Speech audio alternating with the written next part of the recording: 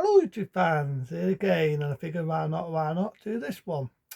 Now, after the big success of Indiana Jones and the Temple of Doom, same there, Steven Spielberg decided to do two films. That's right. Now, the big success 2 days before, that being E.T., he wanted to make a kiddie-friendly film with a mogwai. And I think you know what film I'm on about. But believe it or not, John Jonte, another producer, was well known for doing films that say like Piranhas. He also directed and produced the original The Howling. He wanted to do like a lot of versions. So the original Gremlins, that we all remember in '84, was a total different film. Total different film. The two Dudley Mogwai would be the one that would turn into Stipe. And if you remember the scene where the Gremlin gets beheaded by Sam Darrador, originally that was going to be a Gremlin cutting off the head of the mother. The Gremlins were going to be eating people, would be stabbed. It would later be used in a film called Sitters 2 days after this. Could be more like a lot of film. And I told Steven Spielberg, like normally, didn't want that. Like when he did Poltergeist, it's going to be a lot darker. When Poltergeist got made, he wanted to make it not as dark. When Jaws come out, we all know the famous scene where the shark eats a kid, eats a guy on the boat.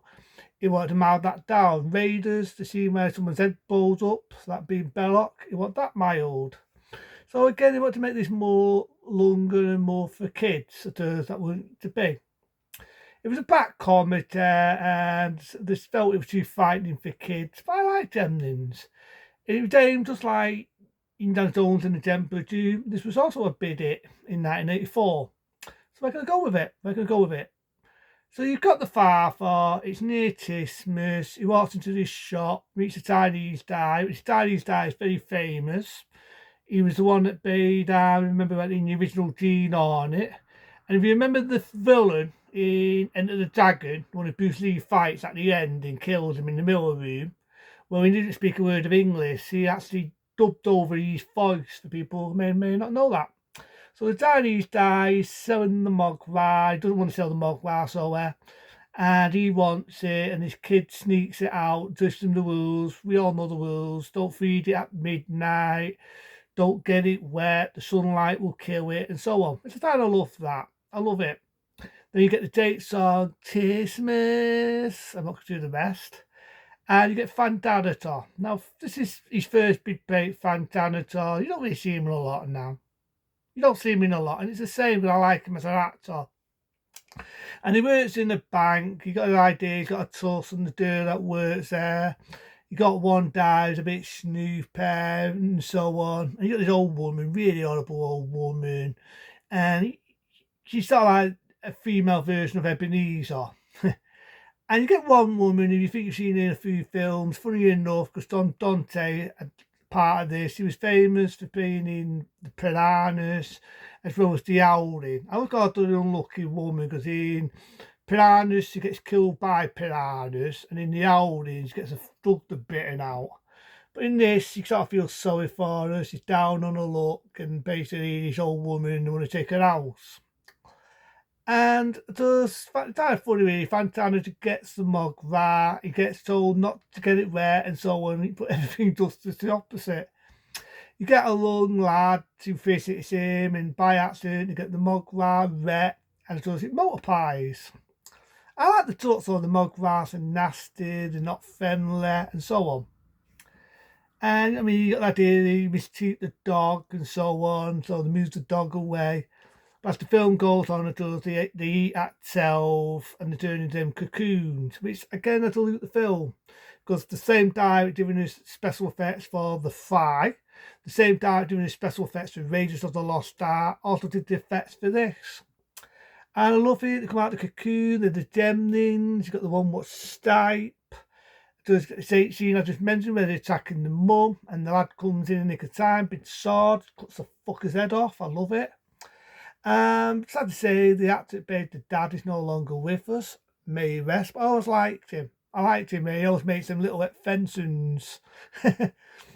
So, the Mogwars 2, it's Dudley. You really love it.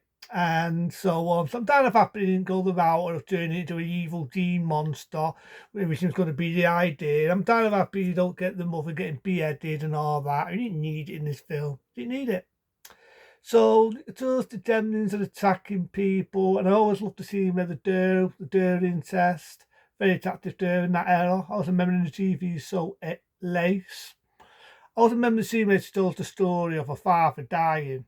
Now, if it was not done the right way, it would have been laughable. Wouldn't have been that convincing. But the way she tells it that her father dressed up as Santa, he fell down a chimney. I mean, to people that'd be laughable, but the way she does it, she's telling the story.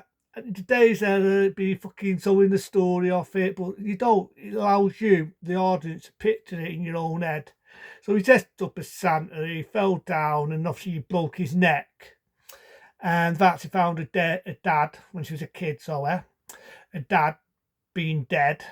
I imagine it would break you up. Imagine you wouldn't want to celebrate Christmas, all that, be remembering it every time it comes to that month. But the way she told it, anybody, I mean anybody, even now me, I'm a old man, I look at it, literally cry my eyes out every time she tells that story. And I always remember saying the saddest moments in films.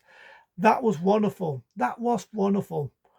I loved the bit where the Gremlins are watching Snow White and the Seven Dwarfs. And the old biddy who I don't like, the Ebenezer, she gets a berserk. Remember the scene where she's in the chair and the fuck around with it. It goes, ah, it goes through the window. Love it. But the take scene, they both this cinema, Stipe dies to attack Frank Character, but it gets to smart, it's about to motorbike, then the Mogwai saves the day, puts the sunlight on it, and basically kills it. Kills Stipe. Now that I felt could have left an opening, but I felt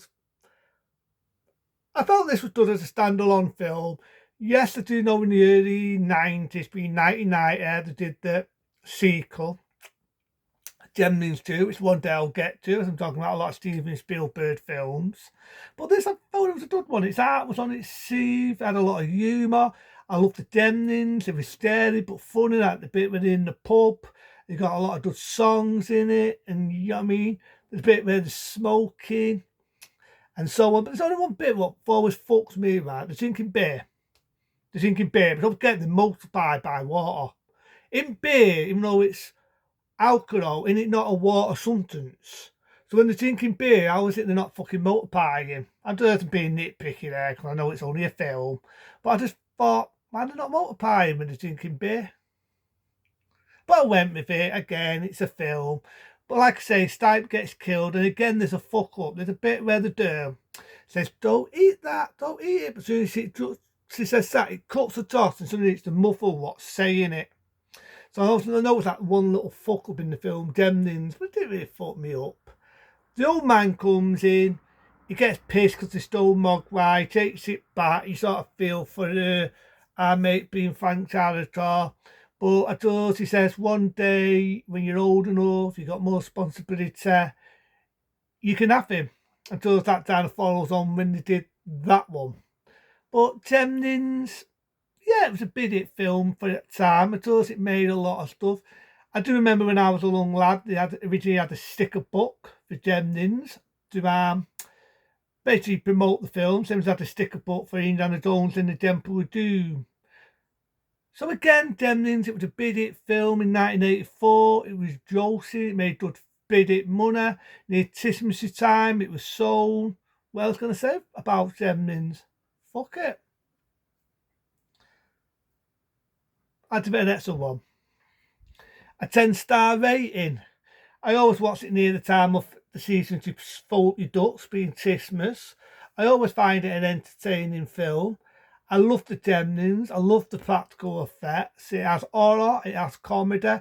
I'm down about make it a darker sort of horror film, which I think that would have been Bill Johnny to do that. But instead, Steven Spielberg took the realms, said, no, we don't need blood, we don't need gore. And I'm happy they went that way because the Gremlins, I like them the way they are.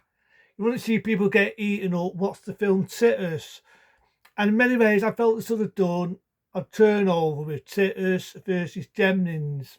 Sadly, it never got to be. But Gremlins, I love.